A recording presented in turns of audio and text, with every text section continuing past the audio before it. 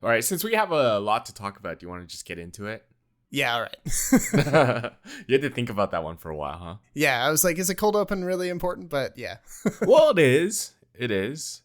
But I just figure with so much material, I'm trying to make your job easier since you're the one who has to edit this. Yes, thank you. I always appreciate that. But see, now we've gone over a minute, so this is our cold open. So unfortunately, you still have the same amount to edit. All right. That's fine. I'll live with it.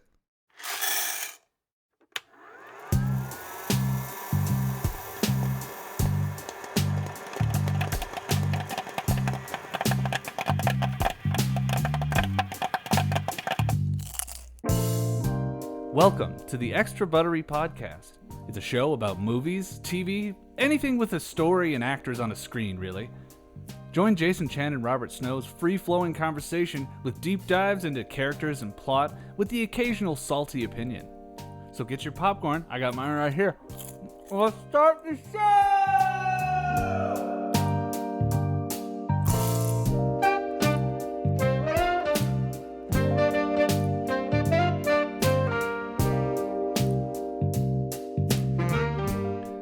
Welcome to the 110th episode of the Extra Buttery Podcast. My name is Jason Chen. I'm in Vancouver. I'm joined by Robert Snow, my co-host in Toronto. How are you?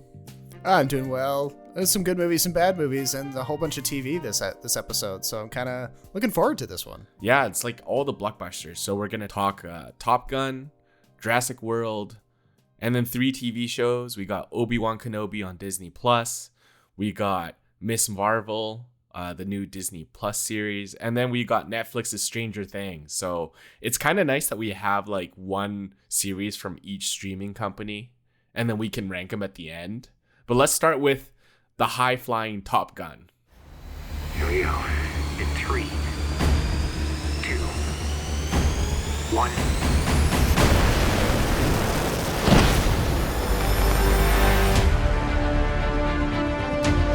We're going into combat on a level no living pilot's ever seen. Not even him. You think up there you're dead.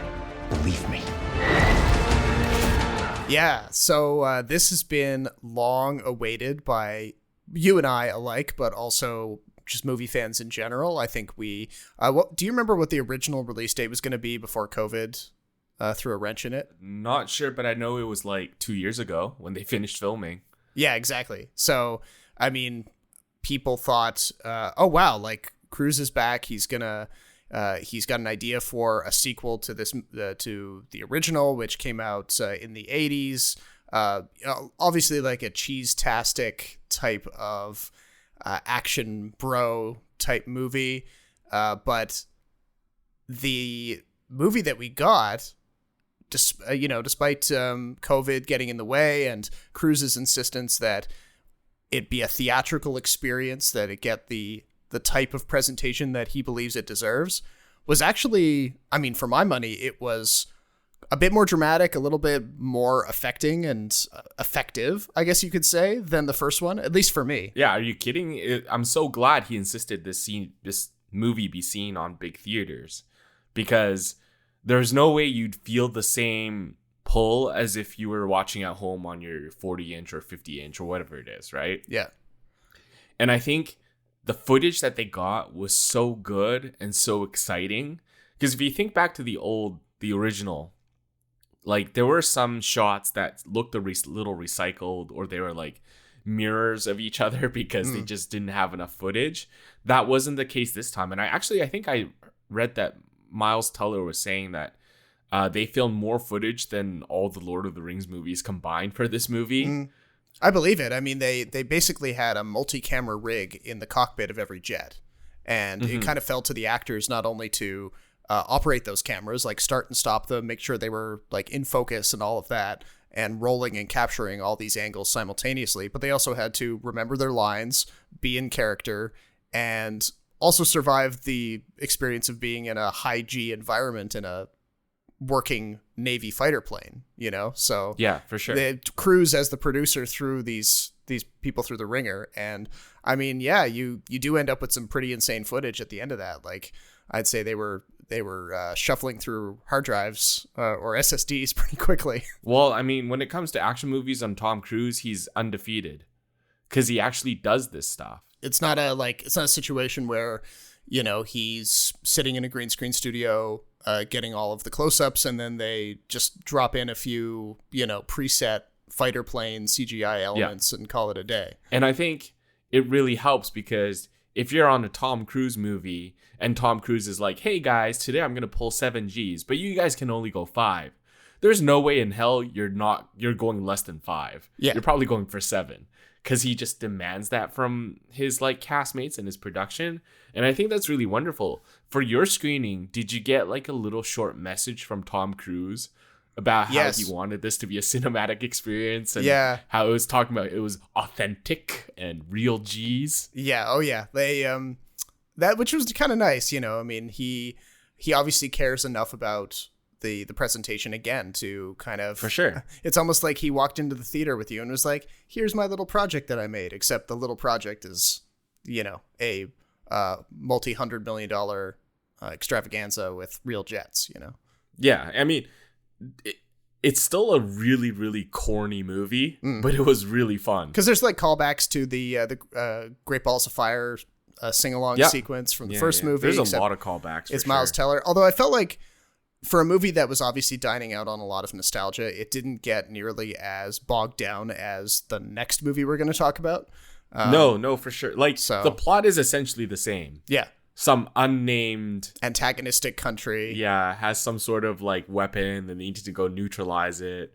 There's a love interest, and there's a pilot who's a hotshot. There's a pilot who has confidence issues and all that. It just came together really nicely. I think everyone in the cast did a really good job, and it has just the right amount of corny humor. A lot of it was delivered with a lot of sincerity as well, where it wasn't really pandering, but it was like, in this moment, this joke makes sense. Like when Iceman and Maverick meet finally on screen, they have that little banter, and at the end, that little punchline that Val Kilmer and Tom Cruise kind of deliver each other. It's a really nice moment. Yeah, and they handled the like having Val Kilmer in the movie in a really effective way, I thought. Not the first person to point that out, but Val Kilmer has had his a lot of health issues in the past couple of years. He can't speak very well due to throat cancer, and he actually can't speak. Yeah, so that part where he does kind of get a few words out towards the end of that scene, was that like a dubbing situation, do you think? That was all AI. Oh, okay. So they just fed a lot of his previous work into a machine. Oh, okay. I didn't know about the AI part. I thought maybe it was just a voice actor dubbing over or something. No, that's his voice, but he didn't actually say those words. It was an AI software that they had designed or they had gotten, and they kind of fed the words through this machine and delivered the words the way young Val Kilmer or healthy Val Kilmer would have said it. And that was like very seamless. It seemed very natural. Yeah, they didn't overuse it. Val Kilmer did look like he had huge dentures. Yeah, he sort of looked a bit like Roger Ebert actually in the last years of his life. Well, oh, really? Partially because they had like similar ailments, but yeah. Oh, okay. Yeah. And it's funny too that it was an AI program that they were using, because that ties into another thing we're going to talk about later, Obi-Wan Kenobi. I don't know but we'll get to that in a little bit. Yeah, you're jumping the gun here. Let's stay on top. I'm trying to keep people into the flow of the show here. I need to keep them teased for more. How did you feel about the original versus this one? It's been a long time since I saw the original. I mean, I feel like the last time I watched it, it was like being aired as a TV movie, so there were commercials and stuff.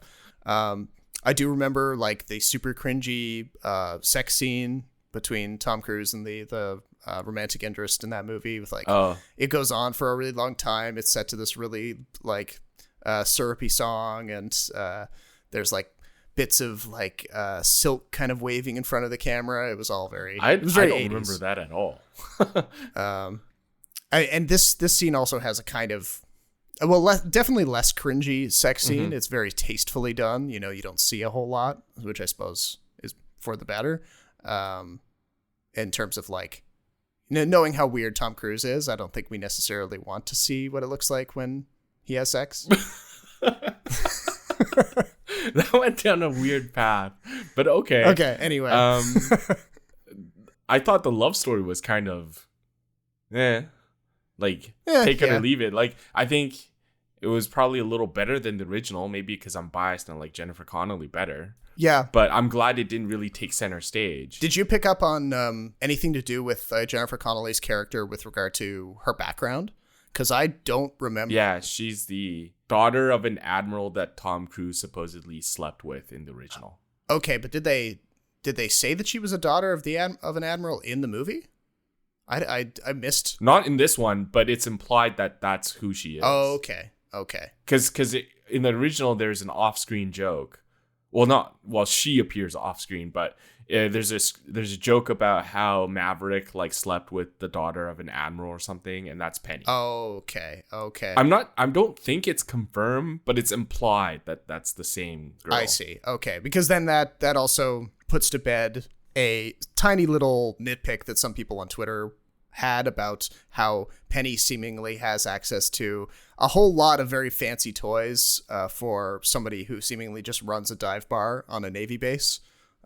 She has like a 40-foot sailing yacht, and she has a 1973 Porsche 911 in perfect condition. But you could say that about any movie. It's like in those movies about struggling young adults in New York, and they live in like freaking Williamsburg or whatever the hell it is, right? Yes, absolutely. It's just a teeny tiny. It wasn't even something that I particularly cared about that much. It was just something that a few people on Twitter were sort of teasing the movie over. I don't even think they were that upset about it. Just a little thing, a little detail. But for the movie itself, like, you have those, or for the action scenes, which are probably like the biggest draw for this movie. You do get these like absolute like pin you to the back of the seat type cinematography. You see the actors pulling those real G's. Some really cool like wide shots that I really liked, like the when they pull back and they show all the jets dodging the SAM missiles as they're firing at them from the tops of the mountains, and they're like pulling off all those acrobatics. That was a really cool idea, just to kind of situate you, give you a sense of what all of the pilots were experiencing all at once. Definitely the action was much more coherent than the original. And like, do you think that was because of technology? Like Tony Scott didn't have, like, because Tony Scott is still like a genius, or was a genius for some of the stuff that he pulled off during his career. But he certainly couldn't like shrink cameras down to the size of being able to put them in the cockpits, I don't think. Yeah. Technology plays a huge role in some of the angles we've been able to get. Yeah. And I think just modern expertise and how we keep getting better at what we do. And of course, Tom Cruise pushes the limits. So I think that plays a huge role. So I don't take any points off for the original for not having, the same kind of quality of action scenes. I think the original is still very exciting in its own right. But this movie has clearly been updated, and 36 years makes a huge difference. Yeah. What did you make of some of the more like emotional bits, like the relationship between Maverick and Rooster, the Miles Teller character? Okay, so that one was like pitch perfect casting. Yeah. I do think Rooster looks a lot like Goose. Everything from just like the facial features and the sunglasses that they wear. I really like that dynamic between Maverick and Rooster, actually, especially at the end, where they both get shot down. Spoiler alert.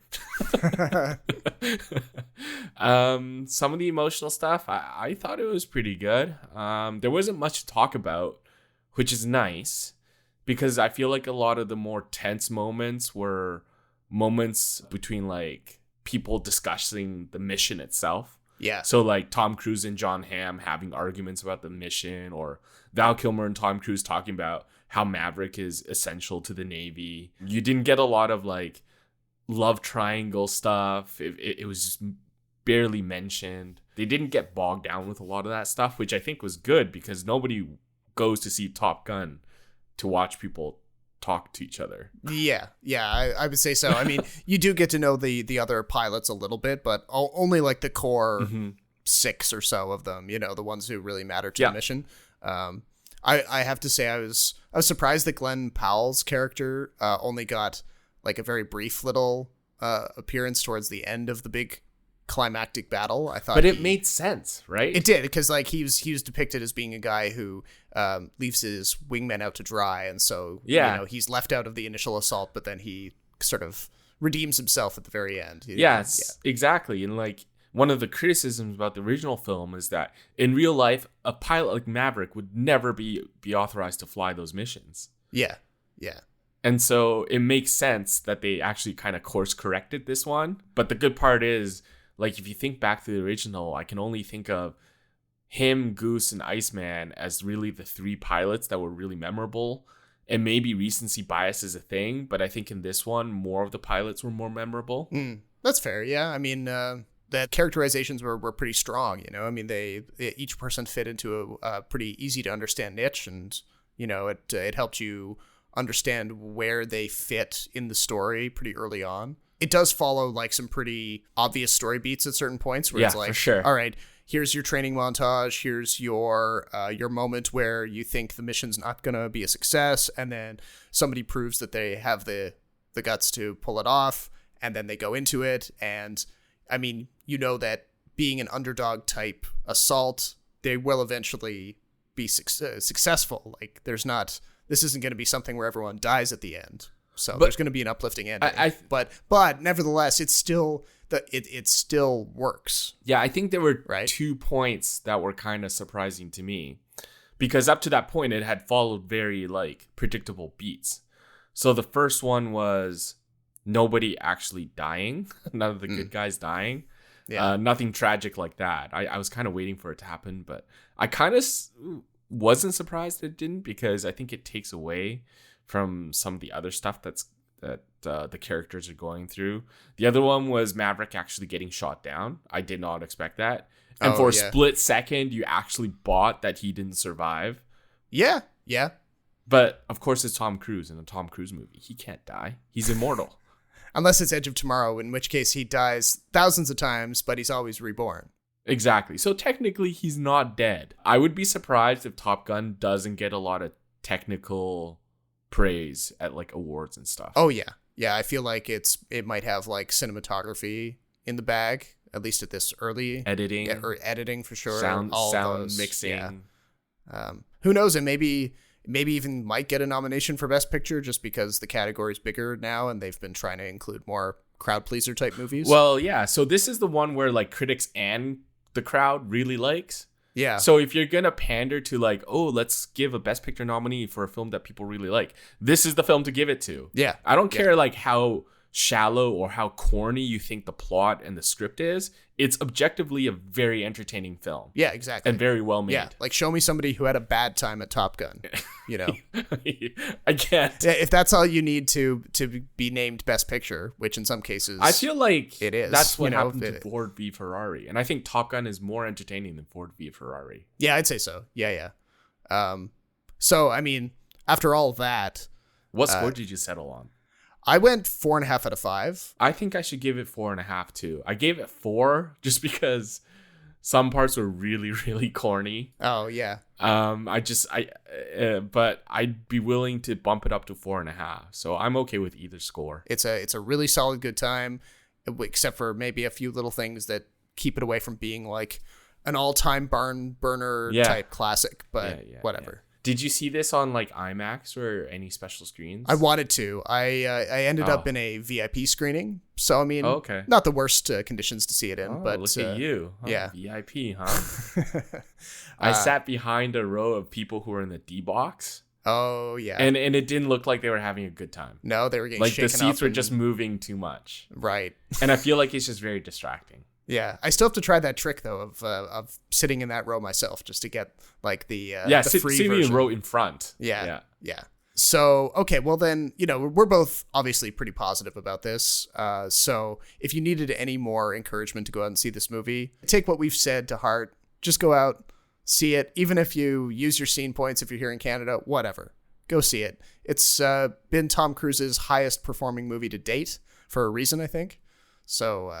That's surprising too. Yeah, I mean, after such a long career, I would have thought there would have been another movie in there that was performed better. But hey, yeah, I would have guessed the Mission Impossible films, one of them. Yeah, I guess not. But before we move on to the next movie that we're going to talk about, we have a little sponsorship to tease for you. We've worked very happily with one Michael Spicer on the intro and outro to this show. And if you like what you hear in that show theme, maybe you'd be in the market for some of the other things that he's been making available to customers, including a new 8-bit asset pack targeted at video game developers. So let's turn it over to Michael to tell you a little bit more. Hey, are you a game developer? No. Shut up. Let's pretend you are for a damn second and that you need loopable 8-bit style music for an indie game that you're producing. Okay, I have the product for you, and I'll tell you all about it if you let me get a word in. It's called Video Game Music Volume 3 8-Bit Asset Pack, and it's available on the Unity Asset Store and a variety of other game asset stores. Wow, shut up, I wasn't done. The Asset Pack isn't just 10 fully loopable music tracks, you idiot. It also includes 301 sound effects. Here are some quick examples. Yeah. No, that's pretty cool. I wish you would just quiet that mouth already so I could tell you that you can purchase all of this for just $9.99. Or, if you just want to listen to the tracks, search Video Game Music Volume 3 8-Bit Asset Pack wherever you stream your music. Well, that sounds like okay, you know what? Just get out. Get out of my commercial. What are you doing, man? You asked me to do this. You don't listen. Push me. You don't listen. Ow. Hi, I'm composer and sound designer Michael Spicer. Go to www.michaelspicermusic.com/VGM to learn more about my new asset pack. That's michaelspicermusic.com/VGM. That stands for Video Game Music. Bye.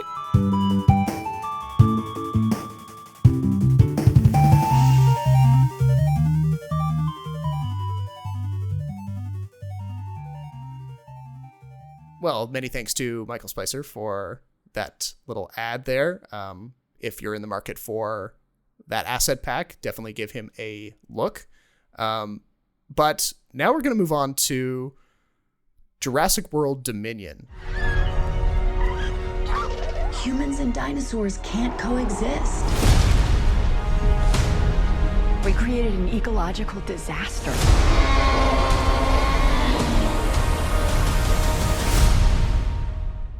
You know, when we were talking earlier about movies that overuse nostalgia for the first film in a series, Top Gun definitely isn't that, but Jurassic World, oh man, it hobbles this movie in the worst way.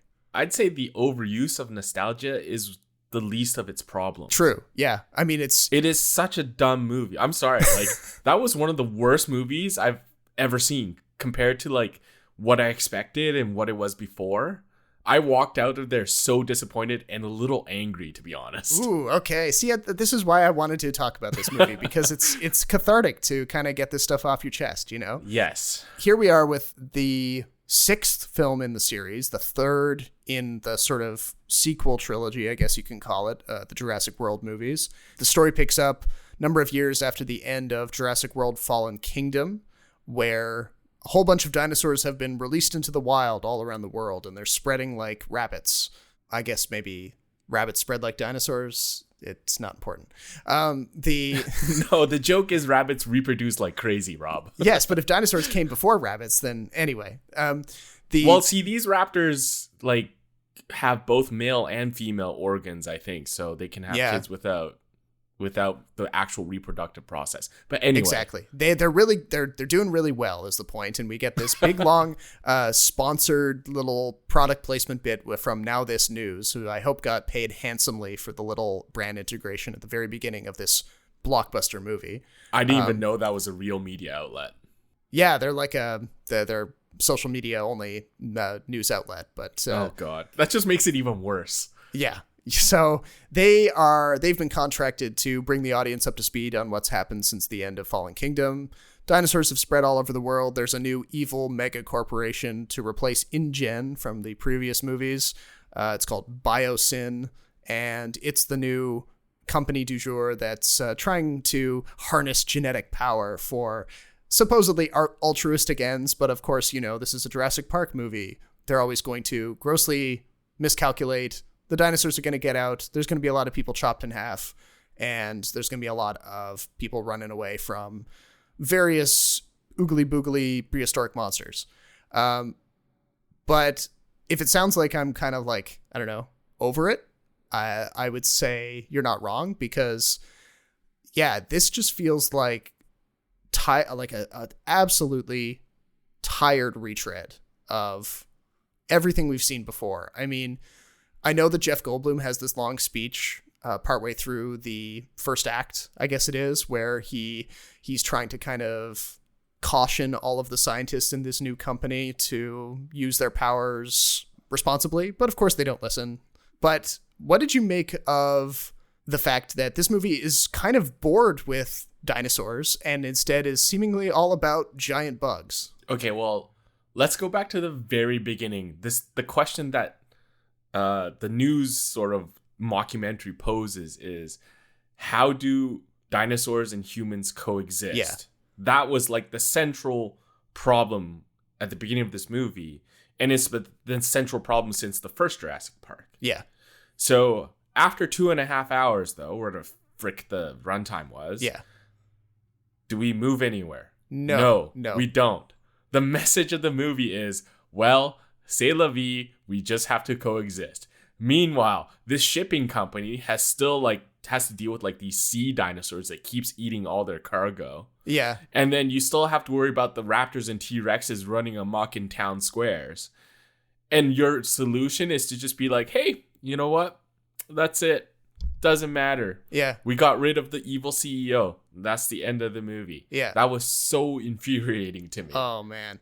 Like, I get that they're trying to... There's always been, like, a little bit of a theme of, like, corporate responsibility and the dangers of messing with the climate through other Jurassic Park movies. But this one just turns it into, like, a hammer on the head moment where, you know, they have these locusts that are allegedly threatening the entire world's food supply. What the heck is that subplot anyway? Yeah. Because I don't know. It's almost like I said, they got bored of talking about dinosaurs and they're like, oh, people aren't going to be interested in this anymore. Let's make a plot that's basically just like something that could happen in real life. Just the bugs are bigger. And yeah, it's like no one really thought this through. Okay, so the dinosaurs have disrupted the food chain. Humans are no longer the apex predator. And your solution is to grow more corn? And like special corn that is what like, the hell? You know, which they then try to outcompete independent farmers by releasing these locusts that are supposed to destroy the crops of people who are not buying their special seed. Yeah, someone read too many Bill Gates conspiracy theories. By the way, so Campbell Scott plays one of those like weird, creepy tech CEOs. Do you think his was worse or Mark Rylance in Don't Look Up? Who was worse? I think Mark Rylance. I think Campbell Scott's performance is better and better written, although that's not a high bar to clear. But he's still like just a pastiche of stuff. You know, he's clearly like visually, he's kind of inspired by Tim Cook at Apple. Like that's the outfit and the hair and the glasses and all that. He's got a little bit of that tech bro impetuousness. You know, he like wails on the chair when he gets frustrated and he's always like asking his employees for snacks. And it's just, you know, you can see exactly what they're going for. But doesn't come across as clever or inspired or anything. It's just, he's a cartoon character. They're all cartoon characters. I think Chris Pratt completely mails it in. oh yeah, he's barely trying in this. His stupid like hand move to control the raptor. I'm calling that the Jedi mind trick. Yeah, okay, whatever it is, it's the dumbest thing I've ever seen. I love Sam Neill and Laura Dern and all the original characters, but they add absolutely nothing to this movie. No, and this big bad dinosaur that they tease in the trailer, he does nothing either. Yeah, I've never seen a Jurassic movie that has this big apex predator and doesn't use it. I know. This guy, this Gigantosaurus or whatever it's called, doesn't even eat anybody. No, it's bigger than a T-Rex and apparently meaner, but at least like the first Jurassic World made it seem like it was on a pretty even keel or maybe even outmatched the Tyrannosaurus. This one, he's pretty easily taken out in the climax, which that was a stupid climax too. I agree. When the T-Rex and the herbivore dinosaur who has the big like spear hands. Yeah, why does a herbivore need spear hands? I don't get it. I don't know. It's an asshole though, because earlier in the film it like swipes and kills a deer for no good reason other than the deer was in its way. That doesn't seem like a herbivore dinosaur thing to do. Anyway, I'm not a paleontologist, But neither are the people who made this movie. I can tell you that. No. Let's just shepherd all the dinosaurs to the freaking North Pole, whatever it was. Yeah. And just leave them there. Special little valley. We'll put the little like brain transmitter things in them so we can just tell them to go wherever we want.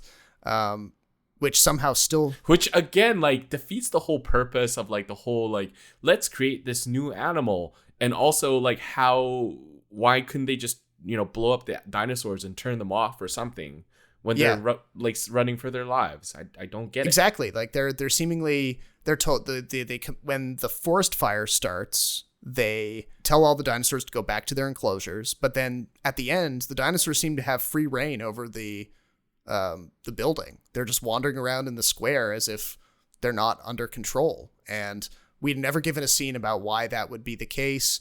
You know, the movie loses track of all of the different circumstances that it lays out and what's really happening. Mostly just an excuse that, like, it's almost like someone's snapping their fingers and being like, all right, hurry up. We need to get to the destruction and the stuff that people recognize from the earlier movies. But they can't be bothered to get us there in a logical way. Speaking of, you know, scenes or shots that people remember, if I had $1 for every time a dinosaur, like, showed his head through, like, a round circle, I'd be so rich. Yeah, yeah. Because they're like all these callbacks, like, you know, obviously they did that with the T-Rex appearance in the first movie. Mm-hmm. And then they literally they reference the logo of the series with that T-Rex appearance in this movie. They have so many other callbacks, like Laura Dern and Bryce Dallas Howard go into the server room and they're like, you know, trying to turn some gadget off. And that was the worst scene in the movie. They have the CEO guy get killed by the same acid-spitting dinosaurs that killed Nedry in the first film, except... They weren't as scary, though. They weren't as scary. I mean, there were more of them, but, like... He did a really poor job of building the suspense. I don't understand why in a movie that takes such pains to introduce us to so many new species of dinosaur, so many that it just, like, will often flash a dinosaur in front of us and then never show them again, why go back to the Dilophosaurus acid-spitting guys to kill the CEO? Why not use one of the cool new dinosaurs? It seems like a missed opportunity. I just thought it was really funny that one of the scenes that drew the biggest laughs was when the compies, the little dinosaurs, were chasing around that little girl. Oh, yeah. A lot of people thought that was really amusing. I thought that was really amusing, too. Yeah. But this movie is just so dumb and this is coming from a guy who actually enjoyed Fallen Kingdom. I know I'm in the minority. Yeah. But there are parts of the movie that I really enjoyed, and like, there were too many things that were going wrong in this movie for me to really fully enjoy it. I appreciate, like, the animatronics and the CGI of the dinosaurs. I think that always looks good. I think some of the actors were quite good. I thought that little girl who has some sort of, like, you know, clone subplot that they conveniently forgot about, too, at the end. I thought she was good. I thought Claire was good. Bryce Dallas Howard. I didn't mind the 3... you know, old, I guess, characters that came back into this franchise. I like Jeff Goldblum. He for me, like, I've always been an Ian Malcolm fan. Like, he made the first sequel in this series, The Lost World, way more fun than it had any right to be.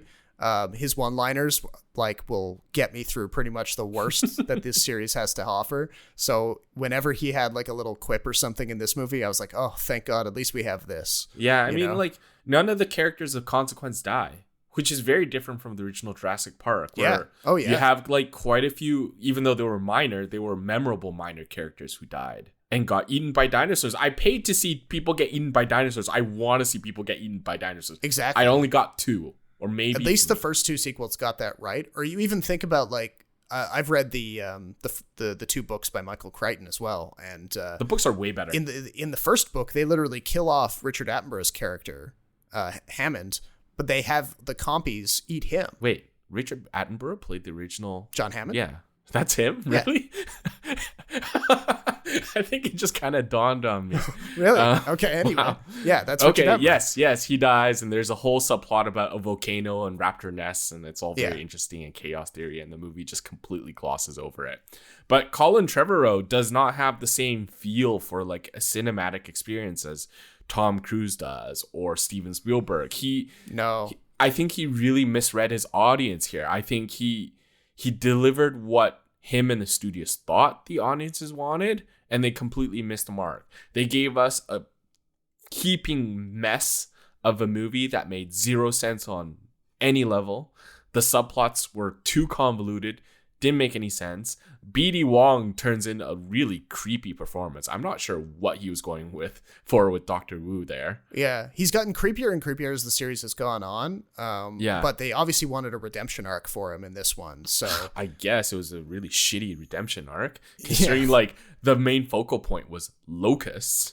Yeah, and I'm not like, again, not a paleontologist, not a specialist of any kind, but I feel like you can't just release a locust at the end and it'll like spread its DNA to the other ones in the swarm. I mean, these movies have always played fast and loose with the science for the interest of entertainment, which is fine, but there is a cutoff point at which you're like, that doesn't really work.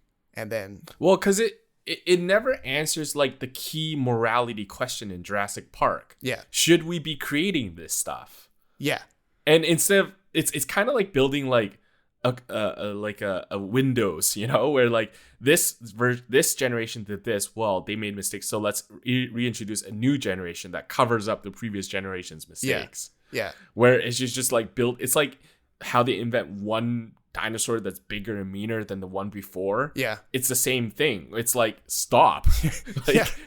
This is a really slippery slope you're on. Yeah, they keep creating more and more dinosaurs, and I mean I get that the whole point of the series is to, you know, depict how these companies are motivated only by money and et cetera, but that's getting to be a bit of a tired refrain. Yeah, that's old news. Come on. At this point, I think it would be a far more convincing kind of argument if they, you know, make a statement about hindering corporate greed by just not making any more movies.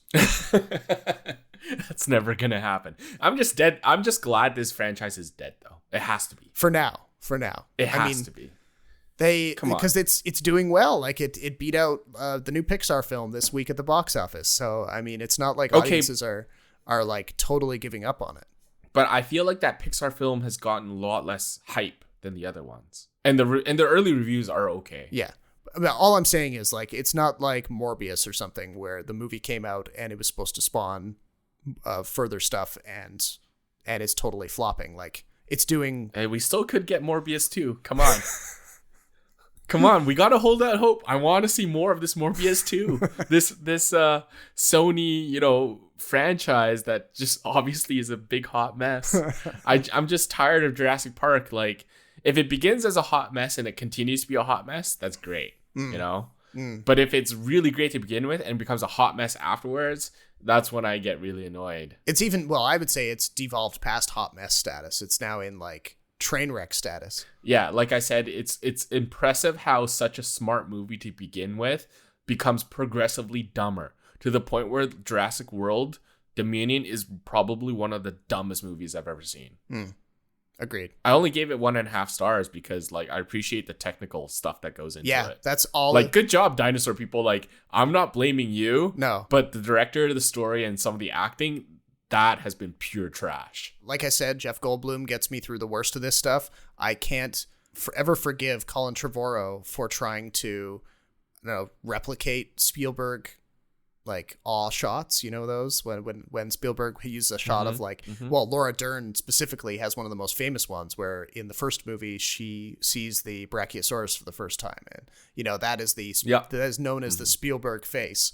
Trevorrow tries to do that here when Laura Dern's character sees the locusts for the first time. And I'm like, nah, you don't got it. That's not the Spielberg thing.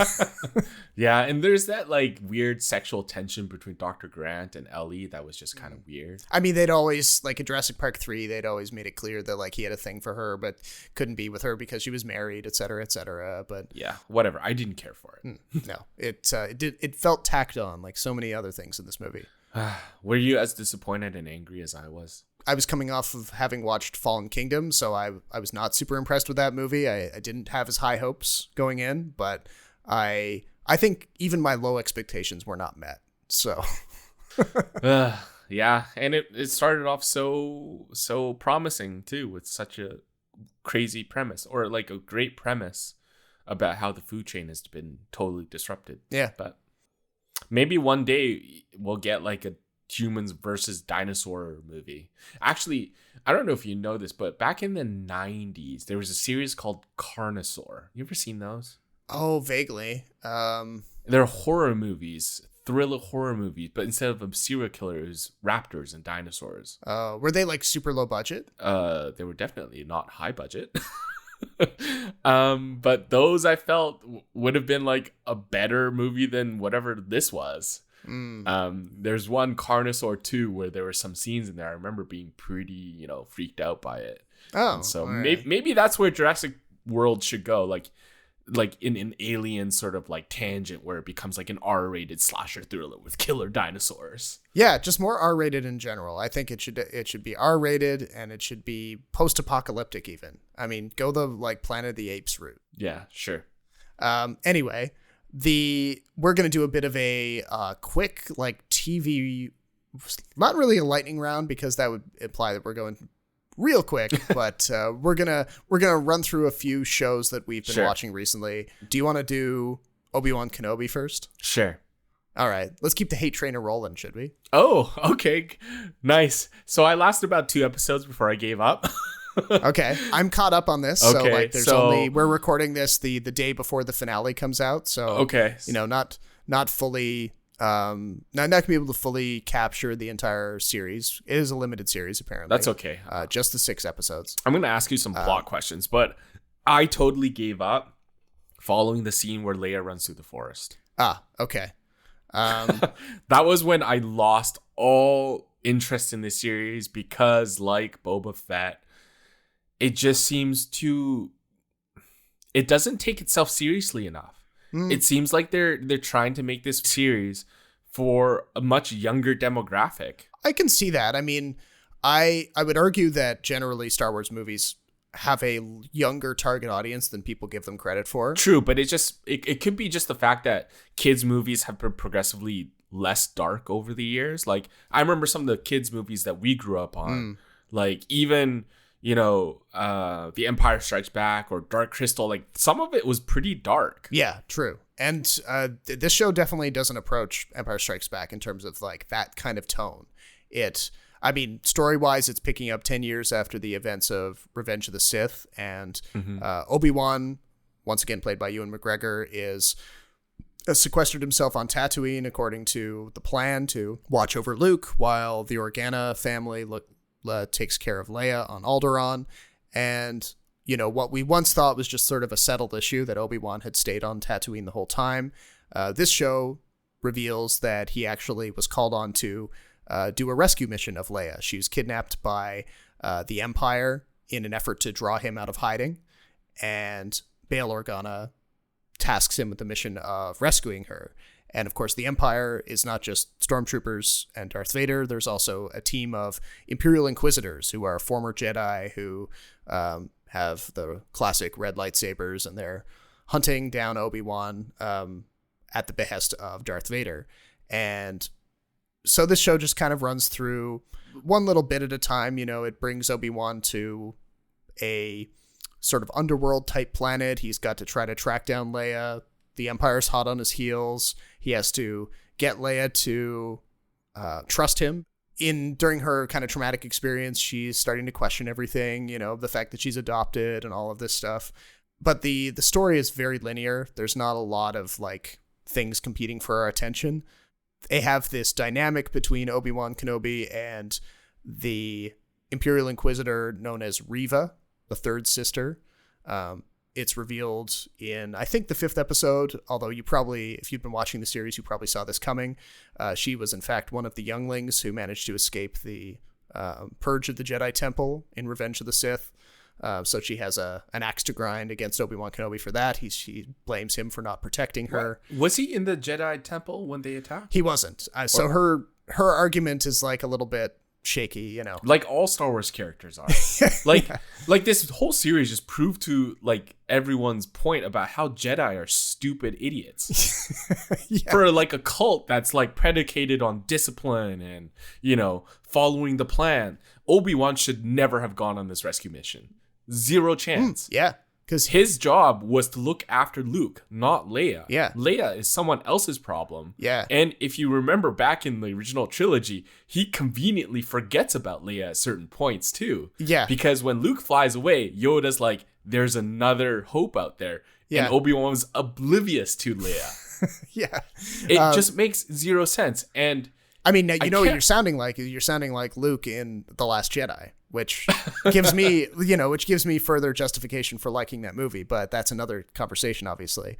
But yeah, you're totally right. What part about? Well, there's a whole Luke thing where like Luke says to Rey that he's not interested in training any more Jedi because he believes that the Jedi Order was fundamentally flawed and that the result. that was Qui-Gon Jinn's thing, eh? Maybe, but like it was Luke who's saying it in The Last Jedi. His own realization, that the Jedi would not have fallen if they had been a little bit more flexible. By the way, does Qui-Gon appear? As so far he hasn't. No, That's a bummer. Maybe they're because- saving it for the finale. But yeah, there's no Liam Neeson, not even his voice, like we briefly heard in Rise of Skywalker. Because part of the reason why the Qui-Gon, Obi-Wan, Anakin line is so interesting was because Qui-Gon was always seen as an outcast. Yes. That's why he was never made part of the Jedi Council. Yes. Is because he was critical of the Jedi, when Obi-Wan kind of followed his path. And because he promised Qui-Gon to train Anakin against the Council's wishes, that's where we get to where we are. But I guess they don't tap into any of that because Leia is the focal point of the show for some reason. Yes. And even though she's supposed to come off as precocious, she is awfully annoying. She is very annoying. She fades a little bit more into the background as the stakes get a little bit more intense in the later episodes, but she's still there. And yeah, you're right. I mean, like making her the focal point is not the direction I would have gone in if I was scripting this. They do try to bring in Darth Vader a bit more. They went to the lengths of hiring Hayden Christensen back, and anyone who knows me will know that I'm not a fan of his work. He has not gotten any. I think that's putting it lightly. He has not gotten any better in the 17 years since he was in Revenge of the Sith. Well, he's barely worked since then, so can you blame him? He's a little rusty. Yes, maybe that's the problem. Yeah, I mean, he's definitely. You barely see him in the first 4 episodes. He has a slightly bigger role in a flashback sequence in the 5th episode. I don't know what the extent of his role will be in the final. I could say you could probably have made this entire show without him, and it probably would have been fine. They apparently that was to drum up publicity. It 100% was. They went to the lengths of saying that they put him in the suit, and I'm like, why? What do you achieve? Nothing. You can't even see his face. Yeah. I will have to say though, Ewan McGregor acts the shit out of the show. He does. You can tell that he really tries. He wanted this. I think he's wanted this role to come back around to him for a while. He's been asked about it incessantly, whether, in previous versions of the script, it was like a standalone movie. Of course, now it's a show. He's an executive producer on this. I think he really believes in it. I just don't think that the scripts they wrote for him are particularly strong. There's been a lot of like really nasty stuff targeted towards Moses Ingram, who plays Reva. Yeah, I don't get that. She was good. She's fine. I mean, her character is not the most well developed. That's not her fault. I think there's definitely there could have been more work done to kind of flesh out her feelings, her anger towards Obi-Wan and all of that. There's one character that I completely left me dumbfounded in regards to his motives, and that was Kumail Nanjiani. Oh yeah, like all of a sudden he has a change of heart in the middle of an episode for no reason. Yeah, that came along. He becomes a scam artist to helping a Jedi and putting his own life in danger. Yeah, that doesn't jive. He's all about self-preservation. Why is he putting himself in danger all of a sudden when the freaking Empire's right on his planet? Yeah, there are a lot of like mid-episode changes of heart in this show, I would say. Reva experiences one in the most recent episode. So it's like, I don't know, it's convenience. These episodes are quite short. I mean, most of them are coming in at like 35 minutes generally by the time the credits are taken away. And it's just, it pains me to see them hurting for such good content when it's right there. It's sitting right there. And this is actually the first show too on a technical level where I started to feel a little bit bored by the whole way they shoot it with digital backgrounds. I was starting to feel Yeah, like and the whole aesthetic. Like, I was starting to feel it's like a little bland, eh? yeah, like I get it's incredible technology. They used it on the Batman really well, you know, to get really cool looking sunsets and stuff in behind the shots and everything. I'm gonna have to watch that movie after this as a palate cleanser. Yeah. But like in this, I don't know if it's like the production schedule they're running on or something, but it just feels more like a stage play than a show. You know, they obviously they are able to create these very like complex backgrounds and everything and make it look like these different planets on the drop of a hat, but it still feels like, okay, you've got this background and then you've got a few bits of scenery that are like physical 3D things, and then you've got the actors, and I don't know, it's still lacking some of the kind of the epicness of the movies, so that doesn't help things either. So I stopped at episode 2. So there's a scene where Vader and Obi-Wan actually like face to face, right? Yeah. And then there's gasoline poured on the sand and it's lit on fire. Yeah. And I was like, oh, that's a cool callback moment. Something cathartic is going to happen here. Nope. Nothing happens. Yeah. They don't say any words of consequence to each other. No. And to me, that's kind of been the problem with all the Star Wars shows, except for The Mandalorian. The lack of world building, the lack of character interaction. Yeah. People are going on missions, but it doesn't really make or change these characters at all at any given point. We're supposed to see Obi-Wan become this sort of like really, you know, hopeful, optimistic guy turn into a hermit. And we don't get any of that. And I feel like the only character that really stays within character and actually does a really good job is Uncle Owen. He does a really good job of like being like, go away, this is stupid, stop putting my kid's life in danger. Exactly. Yeah. They I mean, I'm not to say that they shouldn't try to open up characters and try to develop things a little bit, but I don't know, it's gotta feel like it makes sense for that character, you know. And they're just not doing it. Agreed. That was not a lightning round. No, we went longer on that than I. But I mean, there's so much to talk about when it comes to Star Wars. So I mean, I've kind of soured on all the Disney Plus Star Wars stuff, even the ones that they have or haven't announced. So I don't know about you, but it's really disappointing how the stuff that really made our childhood, like Jurassic Park and Star Wars, have become this. Yeah, I mean, I would say that Obi-Wan was definitely a show that I was more interested in than the others. Like I don't really see myself latching on to the Andor show or the Ahsoka show. Actually, the Andor, the trailer show looks pretty good. I mean, we'll see. But they don't get the benefit of the doubt anymore. Yeah, that's kind of what I'm saying. There. So, but now you've been catching up on another Disney Plus show, but not Star Wars. It's on the Marvel side, Ms. Marvel. So I definitely have appreciated the Marvel shows quite a bit. I don't think I'm in the minority to say that they're very well done, and they do, unlike the Star Wars shows, advance their characters quite a bit, even though some of the storylines get rehashed in the movies, like Wanda making a heel turn in the TV show and the movie. Oh, yeah. It's just kind of unnecessary. But so the early buzz is that Miss Marvel's getting kind of like a lukewarm reception. People aren't as interested in it. People are kind of suffering from Marvel fatigue and whatnot. I kind of tend to think that they just didn't do a good job of promoting it. I think it's actually a really good show. I appreciate it more than Hawkeye. If Hawkeye was like an ABC family show, so is Miss Marvel. Okay. But way funnier, because Miss Marvel actually throws a lot of other things into it. Like, this is a story about an ordinary Muslim girl navigating through middle school, high school, and then suddenly finding herself with superpowers, which is great. A lot of superhero movies do this, but they concentrate quite a bit more on her middle school, high school home life. So you kind of get like a mix of a superhero origin story plus elements of a movie like 8th Grade, right, or Superbad, where it's kids going through adolescence, trying to be popular in school, and a lot of funnier moments result from it. And as far as representation goes, it's I'm not a Muslim or anything, so I don't really know, but it's just interesting that they throw a lot of like the Muslim cultural stuff in there and tie it into the story and the characters, and as a result, you get this kind of a funny family comedy with just a hint of Marvel superhero thrown in. Have you watched it yet? I haven't watched it. I can't say. Give it a shot. Give it a shot. I can't say that like it called my name because I've been kind of hit or miss on Marvel shows in general. I've watched Loki, I watched WandaVision, but I haven't picked up many of the others.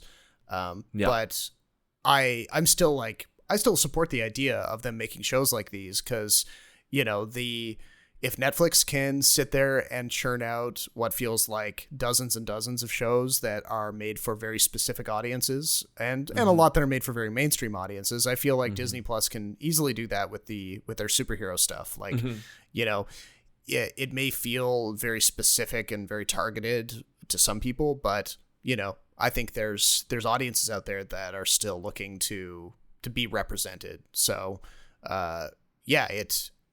there's an easy kind of selling point for this one for people, I think. And it's like, I think it should also be a bit of a kind of a gateway to that sort of story too. Like, you know, white audiences or audiences who aren't Muslim shouldn't necessarily feel excluded. They should be like, oh, okay, this is a way to kind of understand people from this background, you know?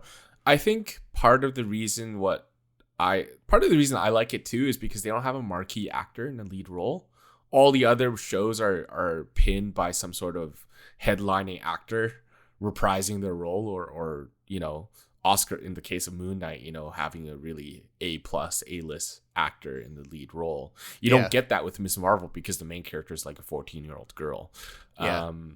So I kind of appreciate how low key it is. I wish people would give this show a chance. I think it's a very harmless, good time. It's not as preachy as, say, Winter Soldier Falcon, whatever it was. You know, those. And it's just kind of nice. They have, like you said, it runs the gamut of all the genres. So I hope that it kind of finds its feet. I mean, maybe it's the kind of show that takes a while. It takes a little bit longer to find its audience, but But yeah, I can see it being corny and very kidsy, but I could say the same about Hawkeye. Yeah.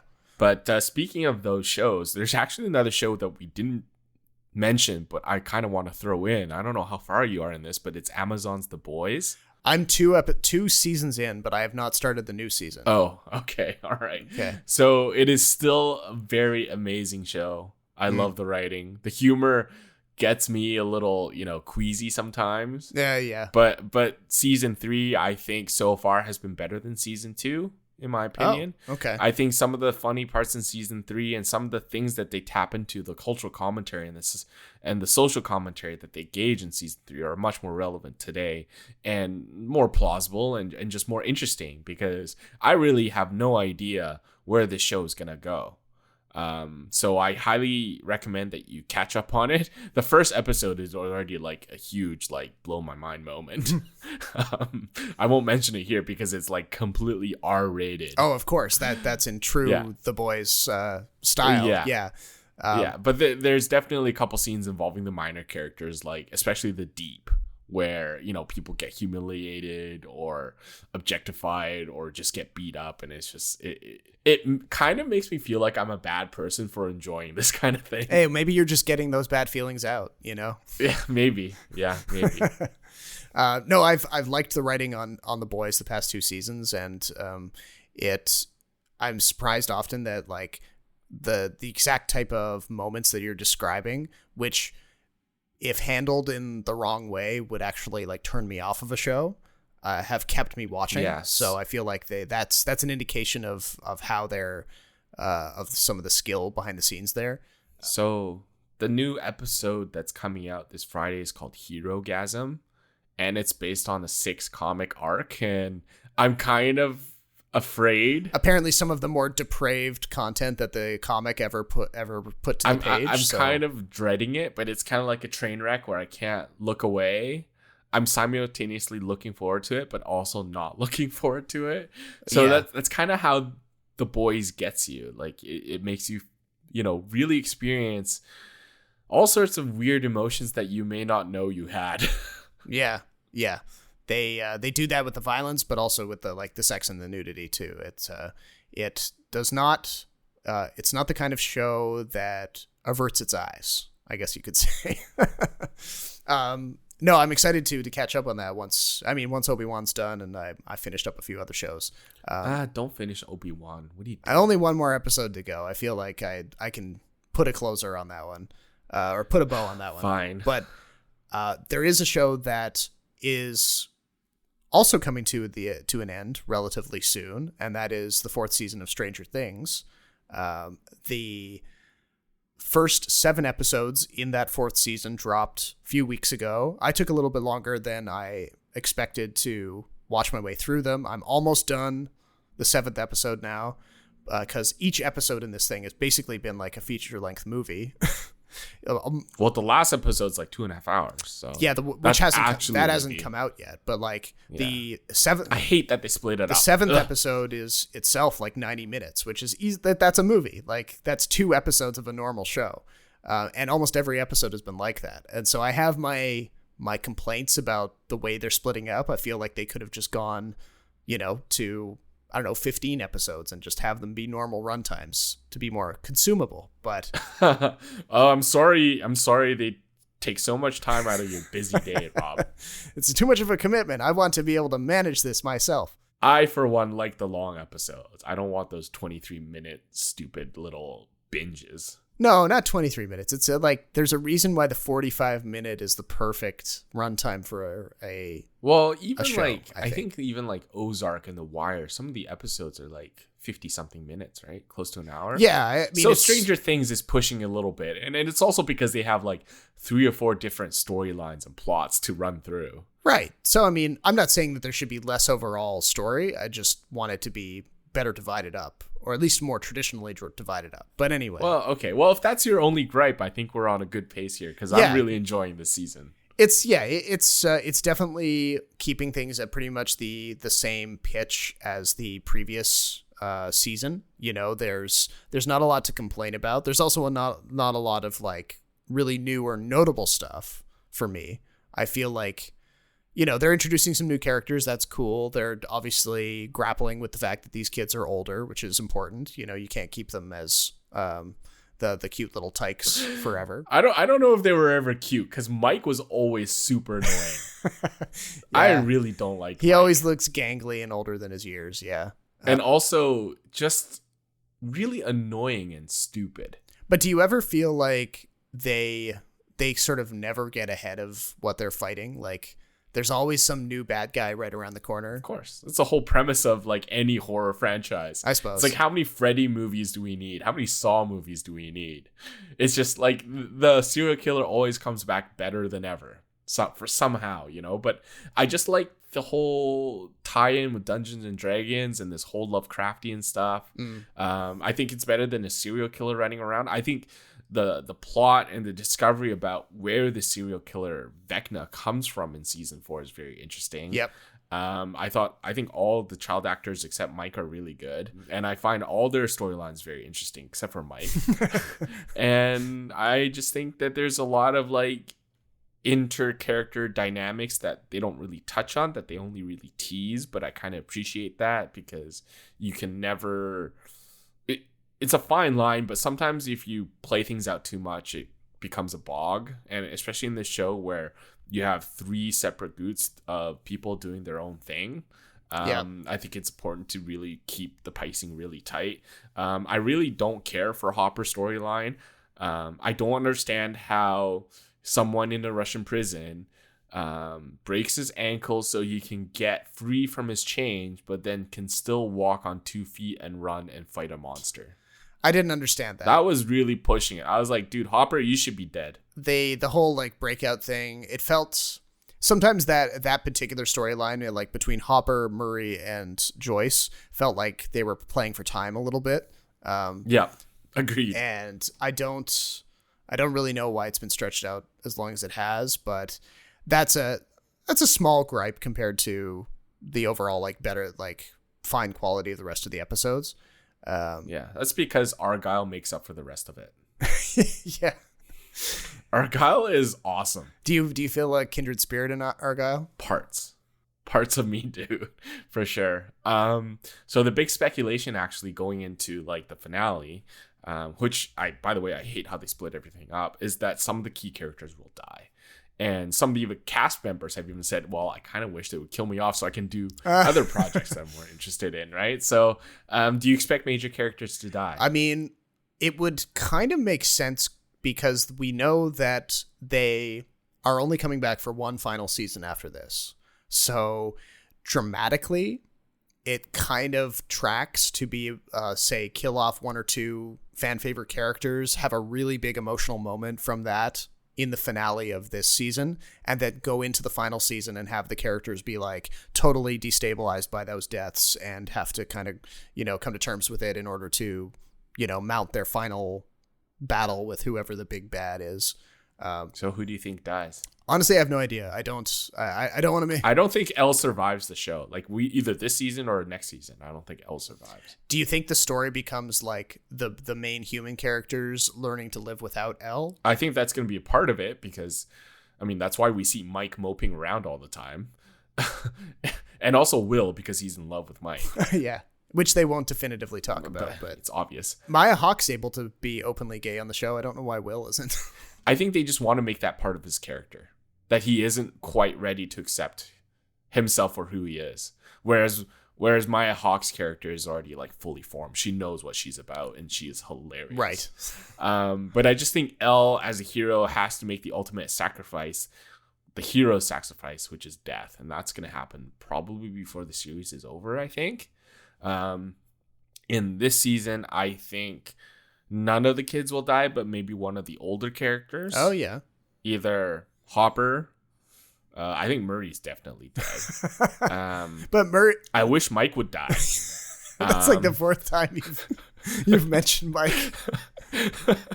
And I don't know. I really, really like Steve, but Steve almost feels like the one they're setting up to die because he's got this like romance with Maya Hawke and he's got this friendship with Dusty and he seems like such a good guy, and I feel like this show will do the brutal move and it's to take our favorite character away from us. That's possible. I mean, Game of Thrones definitely worked very well. I mean, if Jonathan dies, who cares, right? Yeah, true. Poor Jonathan. But if Steve Harrington dies, oh my God. Yeah. We're going to have a riot on our hands. Yeah. I mean, and Game of Thrones, they dined out on that sort of stuff for a long time. It's a move until season 7 and 8. Well, yeah, but it's the kind of move that, like, if you play it right, you can kind of feed off the anger of the fans in a way and kind of be like, keep them hooked against their better judgment. Catharsis, that's what we're all looking for. Like this one moment we can all unify together. Yeah. Because if you can kill off a main character, but you have to make it worthwhile. And if you can make it worthwhile, people will remember it fondly, I think. Yeah, so we'll see what comes of the final 2 episodes. They're dropping in a little over a week from now, so we will... I cannot wait. Oh, my God. Also, Only Murders in the Building Season 2 is going to come out. Oh, another next year or something. Absolute 11th hour recommendation here. Have you watched it yet? I've recommended this before. No, there's too much TV. I can make time. Jesus. What are you so busy with? I can barely keep on top of 2 or 3 shows at once. You need one of those time twisty things in Harry Potter. Yes, I would do that. Just to be on top of the zeitgeist, man. The zeitgeist, you know how the zeitgeist used to be a couple of shows and now it's grown to be dozens of shows? I'd argue there's no more zeitgeist. Yeah, I'd buy that. Unless it's within your own little circle, right? Your niche. So there's no big cultural zeitgeist anymore. Okay, well, I think that does it for this show. Yeah, so coming up next episode, we will probably be talking Thor Love and Thunder, perchance. That'll be the next really big release. And Natalie Portman's jacked physique. Yeah, I feel like we need a whole segment on that. Maybe not. But it'll get a look in for sure. And we're in summer movie season, so I'm sure we'll have plenty of other things to talk about. Maybe I will have caught up on some other show that I've neglected. We'll talk about that. There are many. Yes. So, hey, we got stuff waiting for you. Just come on back. But until then, My name is Robert Snow in Toronto. And my name is Jason Chen in Vancouver. Thank you for listening, and we'll talk to you next time.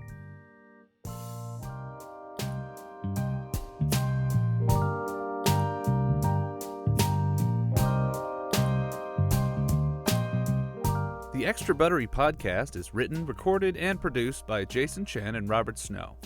Thank you for listening, and don't forget to rate and subscribe on the podcast platform of your choice. And remember, popcorn is always better with extra butter.